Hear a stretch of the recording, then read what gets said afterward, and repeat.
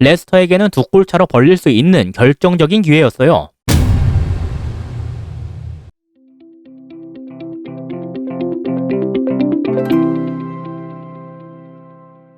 안녕하세요, 축구보는 기자입니다. 오늘은 아주 많은 팀들이 주목했을 레스터와 토트넘의 경기 분석을 준비했는데요.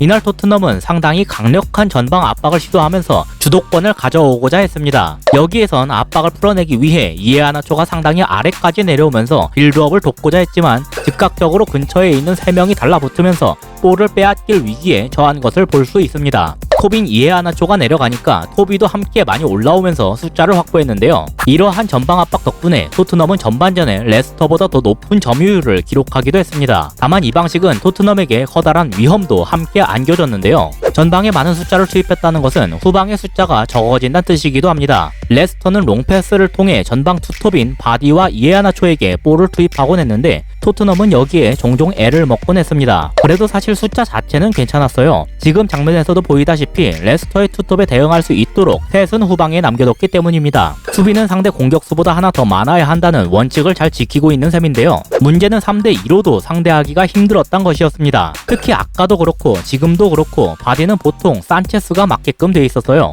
메이슨 감독은 지금까지 우측으로 나오던 토비를 좌측으로 옮기고 이 자리에 산체스를 선발로 투입했습니다. 산체스의 빠른 발을 통해 바디를 저지하겠다는 의도였겠죠. 덧붙여 수비력이 좋은 베르바인, 호이비에르를 모두 우측에 배치함으로써 이 지역의 수비를 강화하고자 했습니다. 이건 레스터가 이날 좌측 위주로 공격을 전개했다는 통계를 봤을 때 상당히 합리적인 판단이었다고 볼 수 있었습니다. 하지만 그럼에도 바디를 저지할 수가 없었다는 점이 문제였습니다. 산체스의 저지가 실패한 상황에서 토비가 무리하게 뒷발을 뻗다가 걸리며 토트넘은 페널티킥으로 선제골을 내줘야 했습니다. 상황은 더욱 안 좋게 흘러갔는데요. 이 이후에 지난 경기에 이어 이번 경기에서도 레길론이 후방 빌드업 상황에서 패스를 끊기며 결정적인 기회를 허용했기 때문입니다. 레스터에게는 두 골 차로 벌릴 수 있는 결정적인 기회였어요.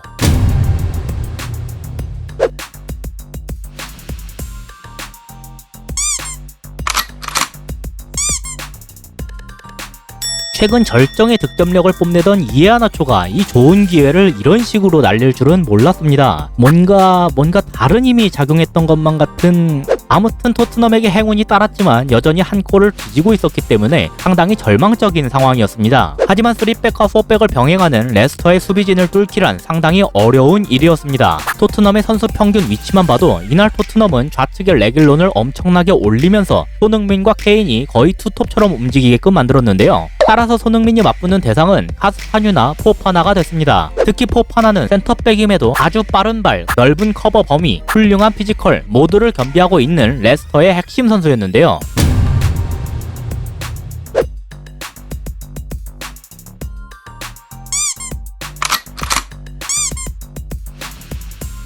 레스터의 핵심 수비수인 포파나가 부상으로 이른 시간에 이탈했습니다. 포파나의 이탈은 결과에 상당히 큰 영향을 미쳤는데요. 일단 레스터의 3백 중 정통 센터백이라 할 수 있는 선수가 쇠윤지 하나밖에 남지 않게 됐습니다.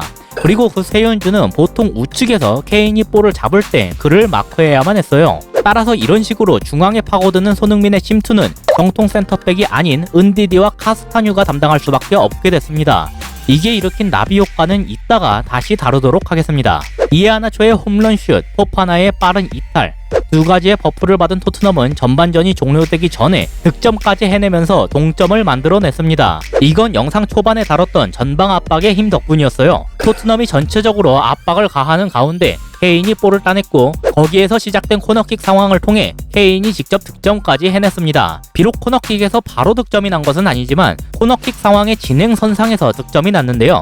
그래서 전반 종료 후에 많은 토트넘 팬들이 희망을 가질 수 있게 됐습니다. 근데 후반전 얼마 지나지 않아서 바로 페널티킥을 한 번 더 허용했어요. 산체스가 바디를 막는 과정에서 나왔는데요. 산체스는 억울함을 호소했지만 판정이 번복되는 일은 없었습니다. 하지만 여기에서 메이슨 감독의 용병술이 빛을 발합니다. 메이슨 감독은 베르바인과 알리를 빼고 모우라와 베일을 투입했는데요. 직후 토트넘의 공격 상황에서의 모습이 크게 바뀌었습니다. 먼저 베일은 베르바인과 다르게 상당히 중앙 지향적으로 좌측으로 움직이곤 했습니다. 터치맵을 봐도 베르바인이 거의 측면에 붙어서 활동했던 것에 비해 베일은 중앙에서의 터치가 상당히 많음을 확인할 수 있습니다. 비록 이 장면은 베일이 거의 중미에 가까운 위치에 있었지만 이처럼 우측 하프 스페이스 침투를 직접적으로 노리기도 했습니다. 반대편에선 손흥민이 마찬가지의 움직임을 취했는데요.